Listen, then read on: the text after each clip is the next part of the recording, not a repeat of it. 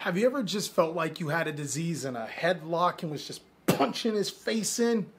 That's how I feel about rheumatoid arthritis right now. What's going on with you guys? TheCaliEffect, king of games here, and we feel pretty good today. I think that's actually an understatement. We've been feeling really good this week. I'm not saying that I have my disease figured out. I think there's still a very long journey ahead, but I think we have the tools necessary to at least be good for now. For the people that want to know exactly what I've been doing that's been working for me, possibly you or a loved one suffers from this disease. Currently for me, I've been taking 15 milligrams of prednisone, 10 in the morning, 5 at night, as well as working out. One thing that I've noticed is when I was super strong, I would have flare-ups, but my muscles would actually contain my joints. It's hard to explain.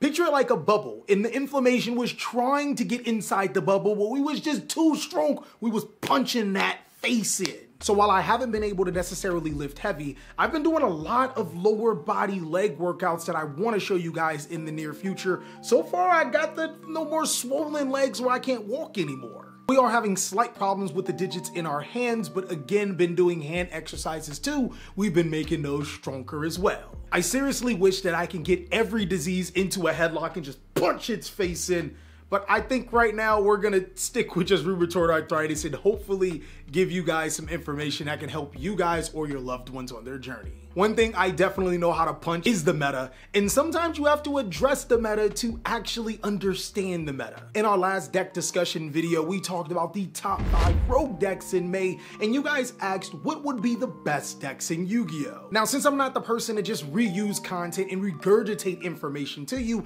I actually decided to make this just slightly more interesting. As of right now, the best decks in Yu-Gi-Oh! Are Rocket, Dragon, Link, and Shaddoll Invoked, but what if we were to take those decks out, throw them to the side, and then talk about the others? In this video, I'm gonna be giving you guys 5 more amazing decks in Yu-Gi-Oh! That you should be playing because these are bona fide tier 1 decks. So one thing I've already covered but want to address up on again is the best decks in Yu-Gi-Oh! Are Rocket, Dragon, Link, and Invoke Shaddoll. Now these decks are considered the best for very different reasons. Rocket, Dragon, Link can pretty much combo through any board as well as has great recovery, and Shaddolls have Winda. It's a little bit more to it, but Winda's the backbone right now. These next 5 decks are not only amazing decks to go against those top 2 decks, but just overall are really good decks and have a dominant presence. The first strategy I want to talk to you guys about got a little bit of support out of the Phantom Rage set, and ever since then it's been a top meta contender. The Prank Kid strategy is a deck based on Link summoning and fusion summoning, and it does it extremely well. The reason why it does it so well is that any one of your Prank Kids monsters can pretty much turn into full combo, meaning that you have up to 15 starters in your deck between all of your Prank Kids monsters as well as your Prank Kids place. One of the most important spells for the deck is Prank Kids Pandemonium, which just so happens to be a searchable polymerization. This card allows you to fusion summon into powerful monsters like Prank Kid's Battle Butler, which contribute itself to destroy all monsters on your opponent's side of the field as a quick effect. But there's just a little bit more that makes this deck a little more busted. All of your Prank Kids Link Infusion monsters require you to tribute them in order to activate their effects. While Prank Kids Meow Meow Mew from the Phantom Rage set allows you to banish this card from the graveyard instead, and is your Link 1 monster that allows you to make the combo in the first place. One of the most attractive things about Prank Kids is that it's so consistent and the engine is so small, as well as the ability to manipulate monsters on your field. Cards like There Can Be Only One are really good against some of the top contenders like Rocket, Dragon, Link, as well as the card that everyone loves to play, unless it's played against them, in Mystic Mine.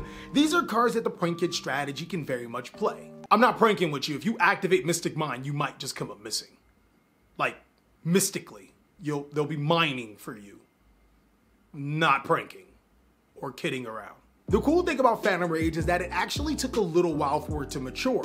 It was a set that I personally thought was really bad, but when you compare it to sets like, I don't know, Rise of the Duelist and Eternity Code, then yeah, it's a bad set. The reason why I say Phantom Rage continues to mature because there are multiple decks inside of that set that are just really good. Take for example the Tri-Brigade strategy, which is focused on banishing Beast, Beast Warrior, and Winged Beast from your graveyard to be able to summon Beast, Beast Warrior, and Winged Beast from your extra deck. Somebody suggested that I called it BWB, but nah, I like my girl's BBW. Now, the BBW archetype is starting to gain steam because it is getting support in a future set, but players are also starting to realize that the Zodiac engine is kind of insane inside of the strategy. Not only can one normal summon of a Zodiac monster be a Divine Arsenal AA Zeus, which can wipe your opponent's board, it also serves as fuel for your Tri-Brigade monsters to summon BBWs out of your extra deck.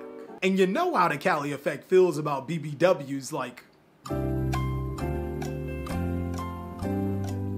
There's no BBW extra deck cards. On the flip side, I would like to point out cards like Tri-Brigade Fractal become a free Link 3 monster to your side of the field just by activating its effect. That can be pretty much anything you want, or a free barrier statue lock preventing players from summoning monsters that aren't win to the side of the field. And if that wasn't enough motivation to get you to at least look into BBWs, any deck that has played Rescue Cat in the history of Yu-Gi-Oh! Is bound to be broken. Not only can BBW play this deck, it plays the nerfed version and is broken. We're gonna move away from Phantom Rage. Don't worry, we'll be back and talk about a deck that everyone loves, unless you want it misc banned.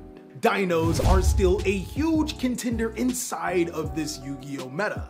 It's fairly simple. Anytime your opponent wants to build the board, well, Ultimate Conductor Tyranno is always the problem solver. The thing that most players love about Ultimate Conductor Tyranno is that it is literally a one card out to almost every single board built in Yu-Gi-Oh! Its 3500 attack body, as well as his ability to flip monsters face down and attack every single one of your opponent's monsters, is just a problem solver. But if that wasn't enough to push the strategy over the top, cards like Miscellaneous Ceres provides blanket protection for your Dino monsters throughout the entire phase, as well as allows you to banish itself as well as other dinosaur monsters to summon dinosaur monsters from your deck to your side of the field. Seriously, has anyone read Misc? I mean, they kinda had a point to want it banned. The deck is wrapped up so nicely with cards like Soul Eating and Animadorn to Archosaur. Both of these cards allow you to gain access to more Dino monsters, as well as destroying cards like Petite Pteranodon and Baby Sarasaurus, which cycles more dinosaur monsters to your side of the field. I just noticed I have not done a Dino deck profile in so long.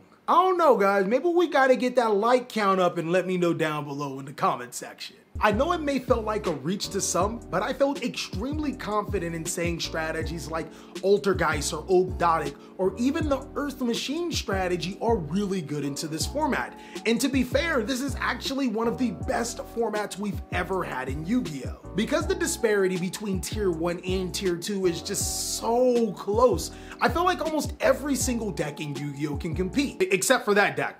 No, I'm sorry, it just doesn't work that well. I'm just playing, dog. Go ahead and try it out. It might actually work. What I want you to do is post down below in the comment section what are some strategies that you think can compete with some of the best decks in Yu-Gi-Oh!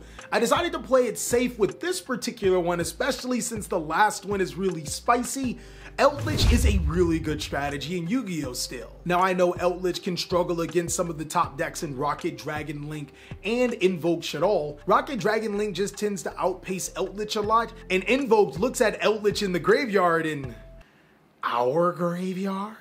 So sometimes it can be incredibly hard for Elvish to keep up with some of the top decks, but a lot of the other strategies are fair game for Elvish. Let's start off by talking about Elvish, the Golden Lord himself. Golden Boy can be a 3500 attack monster that can't be destroyed by card effects. Also, when you have our Golden Boy on the side of the field, cards like Wakero and Conquistador allow you to have DD Crows and Raigeki breaks on the field, allowing you to destroy cards and banish cards in your opponent's. A lot of players have been playing a Dogmatica engine inside of Elvish. I think that that's really good. And then some players have been playing a Buster Lock engine inside of Elvish. That's amazing if your locals is filled with Rocket Dragon Link. But personally, I think that there's a variant of Elvish that does really well against the meta, and that particular version is the Zombie World version.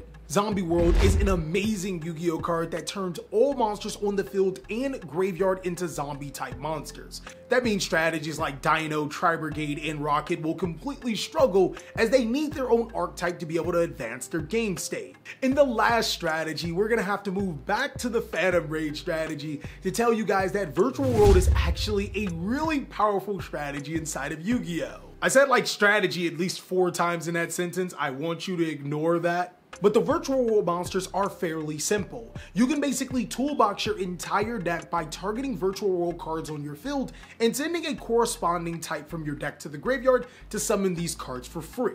Now, the reason why Virtual World fell off into mediocrity is the banning of True King of All Calamities. The deck became less monkey brain and more big brain to be able to pilot, but what if I told you the deck's traits are still there and they're kind of ridiculous? Virtual World strives in a slow format where strategies need to send cards from their field to the graveyard, and Virtual World QB Senshin not only addresses that by being able to summon itself from the graveyard to your side of the field continuously, it's also a walking macrocosmos. If the deck survives past turn 1, which is very possible for Virtual World in today's Yu-Gi-Oh!, then the deck has a plethora of toolbox cards like Vermilion Mech to be able to destroy cards for free, or Ptolemy M7 to bounce cards on your opponent's side of the field. Virtual World are a strategy that I feel is out of this world and has slowly been taking spots inside of the competitive meta. Well, that is all that I have for the best decks in Yu-Gi-Oh! I really hope you enjoyed this video. I really wanted to use this video to talk about some decks that are really good in this meta without boring you and talking about the same decks over and over again.